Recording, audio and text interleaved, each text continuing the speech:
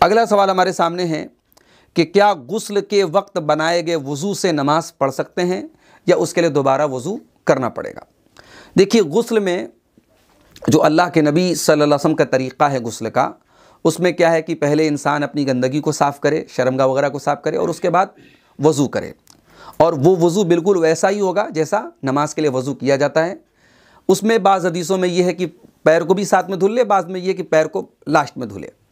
तो उस वज़ू के बाद अगर इंसान गुस्ल कर रहा है तो फिर उस गुस्ल से वो नमाज़ पढ़ सकता है, ठीक है। लेकिन शर्त क्या है कि उस वज़ू को करने के बाद इंसान डायरेक्टली अपनी शर्मगाह को टच ना करे। क्यों? क्योंकि शर्मगाह को अगर इंसान टच कर लेता है, छू लेता है, तो उसके बारे में दो हदीसें मिलती। एक हदीस में ये है कि उससे वज़ू टूट जाता है, और एक हदीस से ये मालूम होता है कि वज़ू नहीं टूटता है। तो अहले इल्म ने दोनों हदीसों के दरमियान तत्बीक ये दी है कि जिसमें टूटने का जिक्र है उससे मुराद क्या है कि बराह रास्त डायरेक्टली इंसान का हाथ चला जाए, और जिसमें न टूटने का जिक्र है उसमें यह कि बीच में कोई कपड़ा वगैरह हायल हो।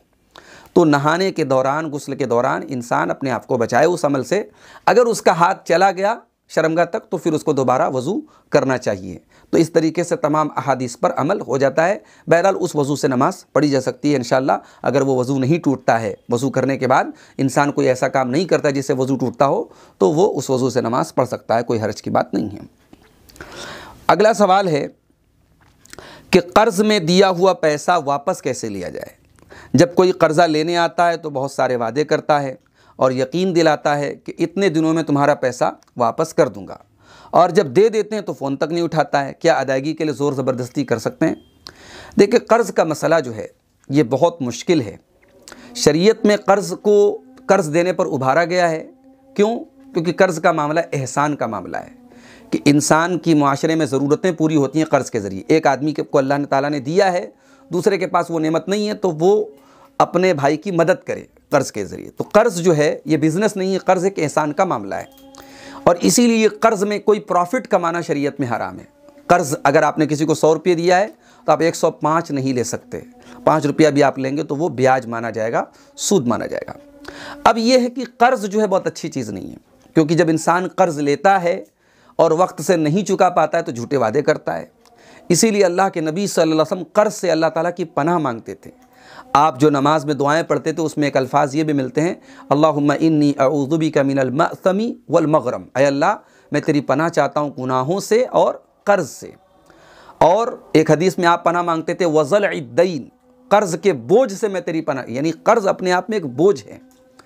तो कर्ज़ इंसान को लेना नहीं चाहिए, और अगर कर्ज़ ले तो फिर उसको वादे के हिसाब से पूरा कर। आज चूँकि बहुत सारी जो दीनदारी की जो कमी है, अखलाक की जो कमी है, उसकी एक अलामत ये भी है कि इंसान कर्ज़ ले लेता है और उसके बाद जो है उसको चुकाता नहीं है, और जो बेचारा कर्ज़ देने वाला है वो दौड़ता रहता है। हम मुआशरे में इस चीज़ को देखते हैं।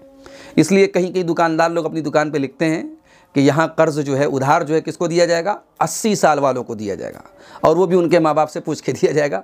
मतलब ये कि कर्ज़ नहीं दिया जाएगा, उधार नहीं दिया जाएगा। तो ये क्यों लोग लिखते हैं? क्योंकि आज बहुत सारे दुकानदार हैं वो उधार दे करके बर्बाद हो चुके होते हैं। लेने के टाइम तो लोग बड़ी अच्छी अच्छी बातें करते हैं, फिर बेचारा वो जो है फ़ोन करता है या लोगों से मुतालबा करता है तो लोग नहीं देते हैं। तो कर्ज़ जो है जब इंसान किसी को दे, इसीलिए देखिए कुरान की सबसे लंबी आयत दैन है जिसमें कर्ज़ का जिक्र है, और अल्लाह ताला ने कर्ज़ किसी को दिया जाए तो बाकायदा गवाह बनाने का हुक्म दिया, उसको रिटन में आदमी लाए, लिखने का हुक्म दिया। क्यों? क्योंकि ये एक बहुत बड़ा मामला, एक ज़िम्मेदारी है। और इसीलिए जब कोई इंसान मर जाए तो शरीयत क्या कहती है कि तजहीज़ व तकफ़ीन के बाद पहला काम क्या करेंगे? उसके कर्ज़ों की अदायगी करेंगे। ये कर्ज़ इतनी ख़तरनाक चीज़ है, तो इंसान को अव्वल तो कर्ज़ लेना नहीं चाहिए, और ले तो वक्त पर देना चाहिए, और कोई वक्त पर न दे तो फिर कर्ज़ खा जो है, कर्ज़ जो देने वाला है वो अपने हिसाब से उससे मुतालबा कर सकता है। बहरहाल ज़ोर ज़बरदस्ती करना ठीक नहीं है, जायज़ दायरे में रह करके उससे मुतालबा कर सकता है इंशाअल्लाह। उसके बाद एक सवाल हमारे सामने आया है, ये 7वां सवाल हमारी लिस्ट में है, ज़िंदगी में सुकून कैसे लाएं। देखिए, ज़िंदगी में सुकून लाने के लिए शरीयत में बहुत सारी चीज़ें बताई गई हैं। बुनियादी तौर पर 2-3 चीज़ें मैं आपको बता देता हूँ। सबसे पहली और ज़रूरी चीज़ क्या है? ईमान और नेक अमल। ईमान और नेक अमल के बग़ैर इंसान की ज़िंदगी में सुकून नहीं आ सकता। अल्लाह ताला ने सूरतुन नहल में फ़रमाया, मन अमिल सालिहन मिन ज़करिन औ उन्सा वहुव मुमिन फलनुहयिन्नहु हयातन तय्यबह वलनजज़ियन्नहुम अजरहुम बिअहसनि मा कानू यअमलून। कि जो भी नेक अमल करे और वो ईमान वाला हो, चाहे वो मर्द हो या औरत हो, हम उसे एक पाकीज़ा ज़िंदगी अता करेंगे। पाकीज़ा ज़िंदगी से क्या मुराद है? अहले इल्म ने इसकी तफसीर में बहुत सारी बातें लिखी हैं। हम ये कह सकते हैं पाकीज़ा ज़िंदगी से मुराद सुकून की ज़िंदगी है, टेंशन फ्री ज़िंदगी है, इत्मीनान की ज़िंदगी है। अल्लाह ताला उसको दुनिया में इत्मीनान और सुकून की ज़िंदगी देगा और आखिरत में उसको बेहतरीन बदला देगा। तो ईमान और नेक अमल ये बुनियादी चीज़ है सुकून लाने के लिए। दूसरी चीज़ क्या है? अगर ज़िंदगी में सुकून लाना है, इंसान कनात पैदा करे अपने अंदर, जो अल्लाह ने दिया है उस पर अपने आप को सेटिस्फाइड करे।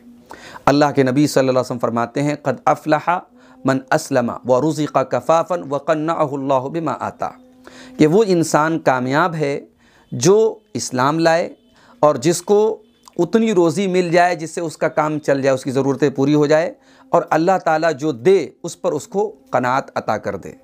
ये कनात बहुत बड़ी चीज़ है।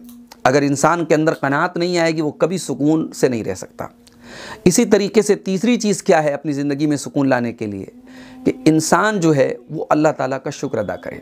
जितना आप अल्लाह ताला का शुक्र अदा करेंगे, अल्लाह की नेमतों में उतनी बढ़ोतरी होगी, और जितनी नाशुक्री आएगी उतना अल्लाह ताला अपनी नेमतों से आपको महरूम करेगा। लइन शकरतुम लअज़ीदन्नकुम वलइन कफ़रतुम इन्न अज़ाबी लशदीद, कि अगर तुम शुक्र अदा करोगे मेरा तो मैं और दूंगा, और नाशुक्री करोगे तो मेरा अज़ाब बहुत सख्त है। तो ये चंद चीज़ें हैं जिसको हम अपना करके सुकून पैदा कर सकते हैं। वैसे नमाज भी बहुत बड़ी चीज़ है सुकून हासिल करने के लिए।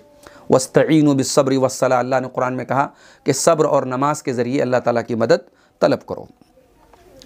8वां सवाल हमारे सामने आया है कि हम ऐसी जगह पे काम करते हैं जहाँ ना मस्जिद है ना नमाज़ पढ़ने के वसाइल हैं।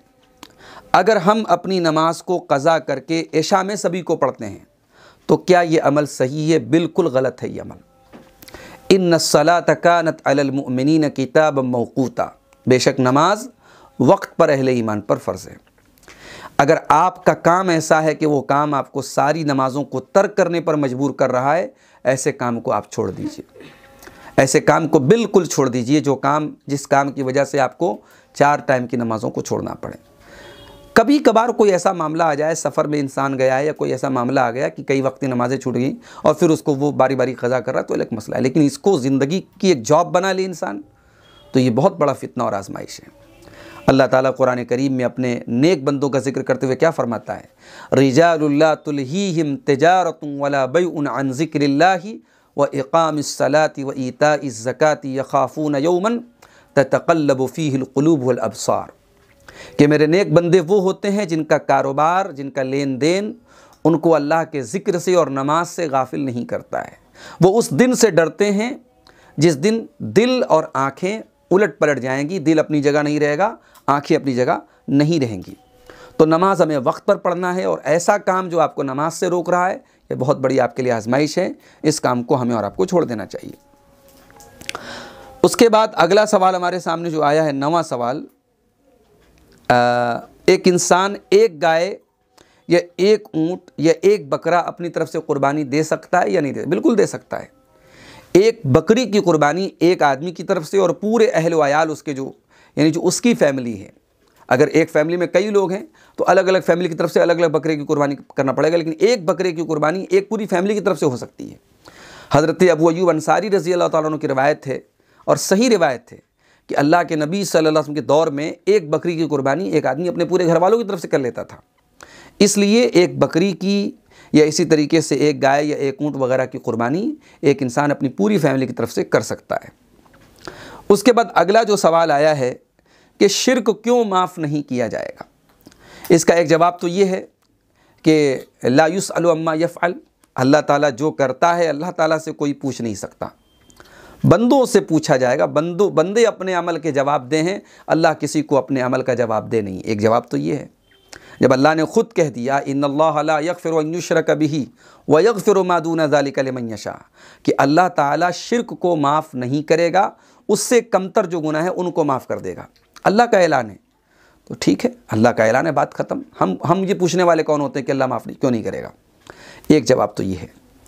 दूसरा जवाब ये है कि इसकी हिकमत पर जब हम गौर करते हैं कि शिर्क क्यों माफ़ नहीं होगा, तो एक बात ये समझ में आती है कि अल्लाह ताला बहुत गैरत वाला है। वो हदीस याद कीजिए बुखारी शरीफ की, सही बुखारी और सही मुस्लिम दोनों के अंदर ये हदीस है कि जब हज़रत साद बिन उबादा ने सहाबा से कहा कि अगर मैं अपनी बीवी के साथ किसी गैर मर्द को देख लूँ तो मैं उस आदमी को मार दूंगा अपनी तलवार से, उसको माफ़ नहीं करूँगा। तो सहाबा को बड़ी हैरत हुई हज़रत साद बिन उबादा की गैरत पर। तो नबी सल्लल्लाहु अलैहि वसल्लम ने सहाबा से कहा कि ताजबून मिन गैरत साद, तुम्हें साद की गैरत पर बड़ा ताज्जुब हो रहा है। वल्लाही लअना अग़यरु मिन्हु, अल्लाह की कसम मैं साद से ज़्यादा गैरत वाला हूँ और मुझसे ज़्यादा गैरत वाला अल्लाह है। तो अल्लाह जब बहुत ज़्यादा गैरत वाला, बल्कि सबसे ज़्यादा गैरत वाला है, तो अल्लाह की गैरत का तकाज़ा क्या है कि अल्लाह की इबादत में अगर कोई किसी को शरीक करता, अल्लाह का हक़ किसी और को देता है, तो अल्लाह उसको माफ़ नहीं करेगा। ये हिकमत असल है शिर्क के माफ़ ना होने की। वल्लाहु आलम बिस्सवाब।